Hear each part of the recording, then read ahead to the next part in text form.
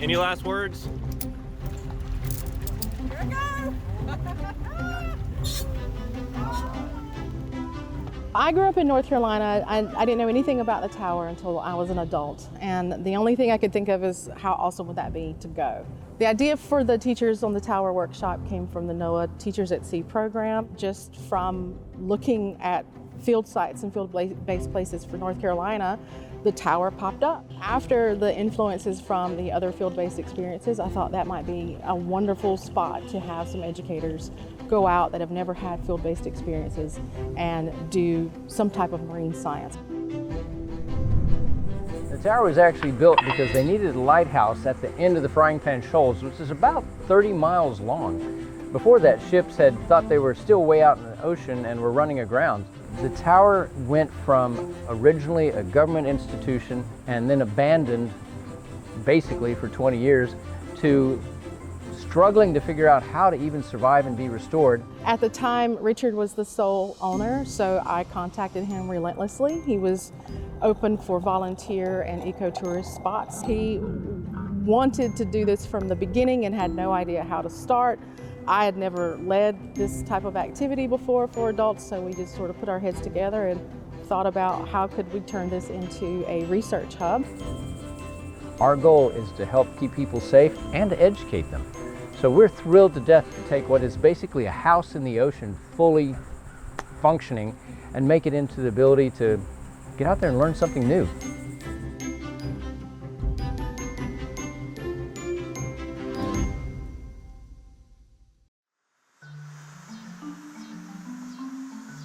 We have about 50 species of sharks that you can find right off the North Carolina coast.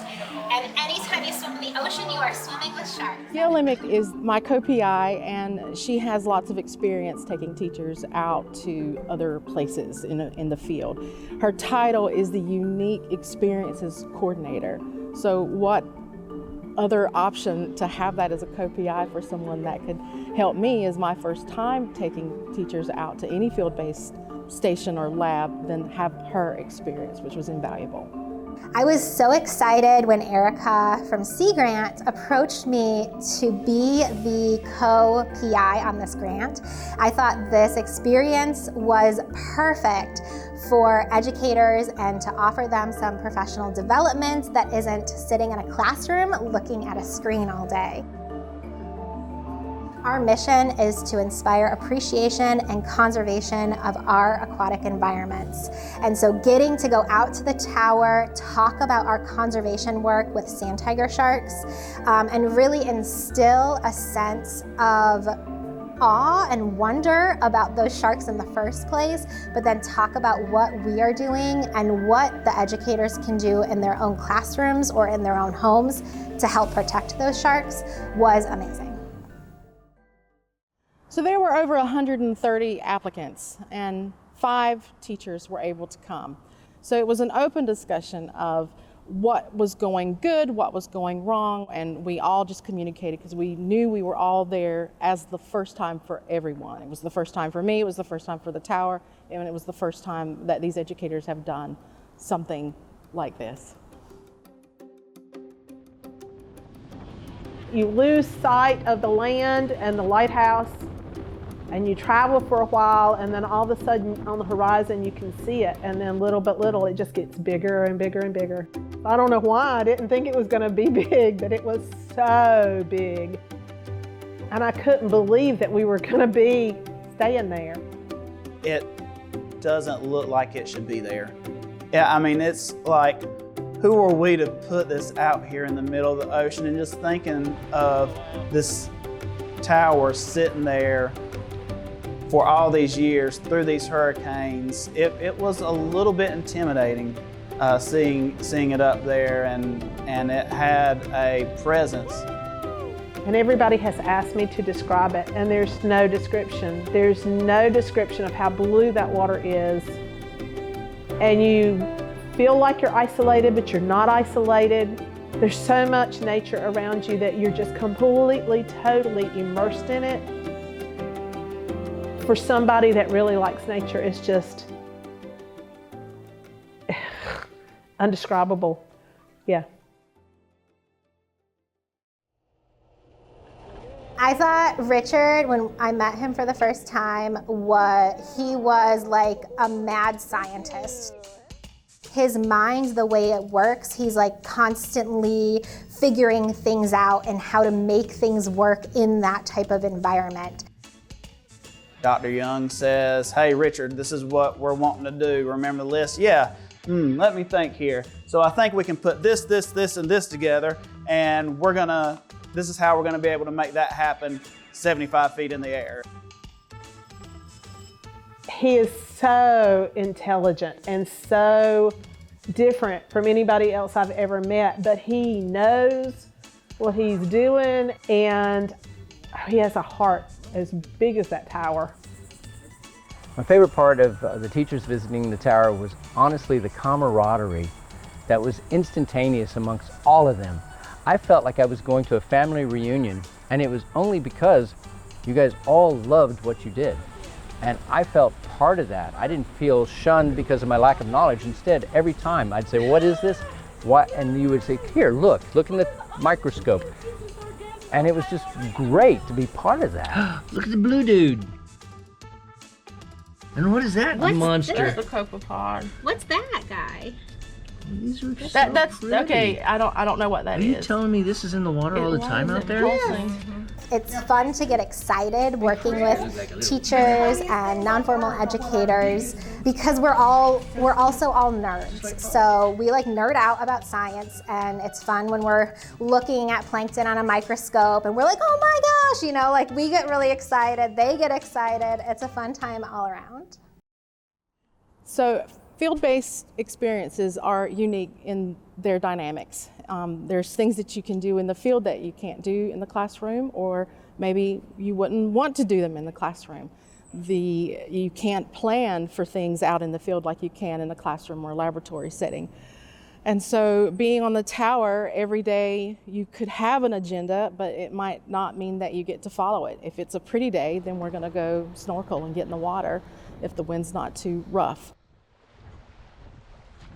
We did try to collect water samples every day and take down measurements and data from like the wind speed. Sometimes we did like a plankton tow and we looked at critters underneath a microscope. Sometimes we were boiling water to make our own salt. Sometimes we tried to boil that water using a huge lens, like a big magnifying glass, so we could use the sun's energy. And we just tried to figure things out, like how is this going to work? We don't know, we're gonna try it. And that was really fun. We were doing science, on the tower. We were doing it in real time. We didn't know if it was going to work, but we were gonna try it and see, and then adjust our plans as needed. It's just us up there. We have our list of things that we're wanting to do, and it may or may not happen, but it was okay because it felt so real and not like something that somebody was putting on for us. It wasn't a show. It's not super easy to go out there and just do these things. You have to think of plan A, B, C, and D, and still when you go out there, none of those things are gonna work and you're gonna have to adapt.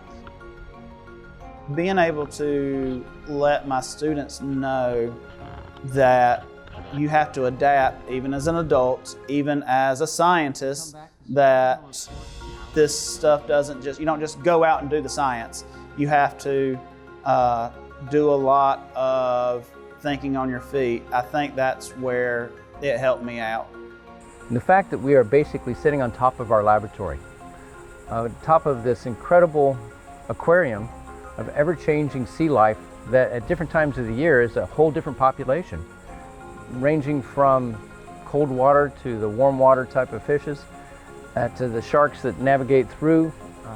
The facility itself, with its ability to communicate and house researchers, makes it a natural place for if you want to get a water sample or salinity or turbidity or check any of those aspects. It's just 70 feet below us, and we have all the equipment and the ability to do it safely.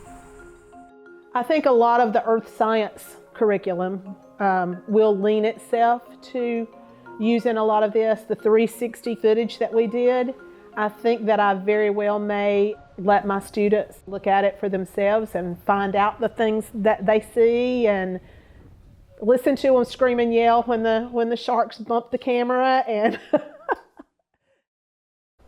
okay, under the water at Frying Pan Tower, these are little feeder fish. There are going to be some spot tail. Oh, that's a barracuda. There's 3. See the barracuda? And then you're going to see some, like we saw on the videos, that have the little black spots on their tails. Those are spot tail pinfish. Oh, here he comes, look. Okay, so barracuda, see the spots on the side? You can identify those barracuda by the spots. So we could, if we had a database, figure out who was who. And here's the bottom. So we're just going to ease down here and see what we can find. This is a sand tiger shark. Here he comes. Bump. That's what sharks do when they're investigating. You see the dots down the side? And that is a male. You can identify them by the spots on the side, and that was a male because he had claspers near his anal fin. Oh, here comes a female. Big girl. She'll have a different spot pattern. Beautiful, beautiful, beautiful. They're just kind of chilling. Look at that long, graceful tail. Sharks like to hang around structures, and that's the reason we find them in shipwrecks. And you guys know that the shoals are very shallow. Can't tell if this one's male or female. And you know they bump things to see what they are. Look, that beautiful eye. But we're called the Graveyard of the Atlantic because of the shoals, and that's the reason this lighthouse was erected in 1964. I think the experience on the tower really solidified for me that teachers want those hands-on experiences. They want to become the scientists or the researchers. They want to be the ones doing the work in the field and having that experience of being a learner and figuring it out. It's so very important to get teachers and students in situations where they can actively do research and see things firsthand, because nobody will believe that different things are affecting our earth if they don't see it for themselves. Prior to this, I was looking frantically for things to do with the ocean, and I knew it was a big part of what I had to teach. And now I have a better understanding, I have pictures, I have stories, and I have resources that have been shared with me that I can give engaging lessons to my students.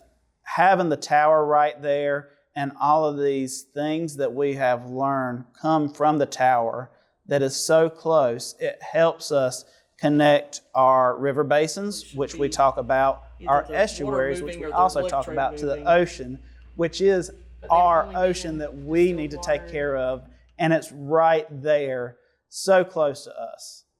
Now it is teaching future generations the importance of the ocean and conservation, I think.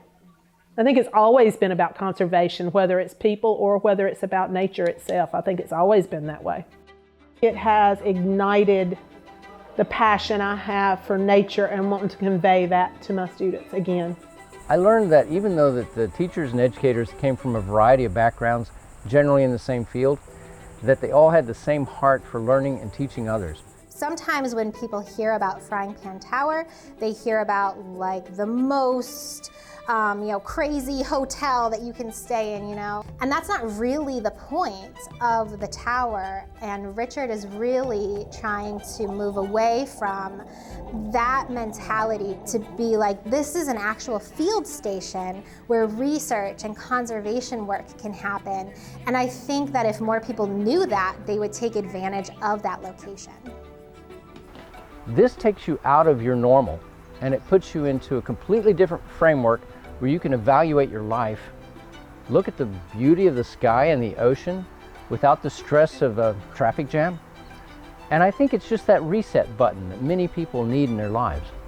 I would love to continue this project. It was a very, very small grant. The tower, I think, is the ideal spot. There's a bit of history and a bit of science in one neat package. If we're able to continue to grow this and make it so that we can have a regular stream of folks that can come out, experience the tower, learn a little bit about our oceans, and share it with others, I would see that as a fantastic legacy.